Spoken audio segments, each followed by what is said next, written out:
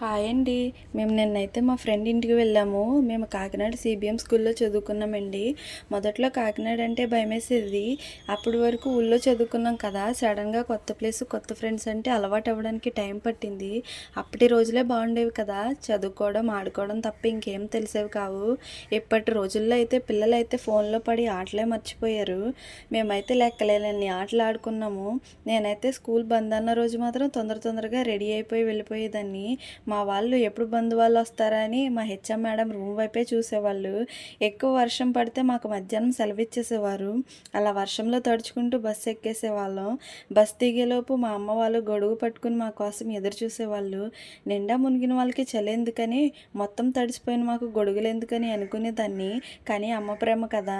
అవును, మీలో ఎంతమంది చదువుకునేటప్పుడు ఆర్టీసీ బస్సులో ప్రయాణించారో కామెంట్ చేయండి. అలాగే నా ఛానల్ని సబ్స్క్రైబ్ చేసుకోండి.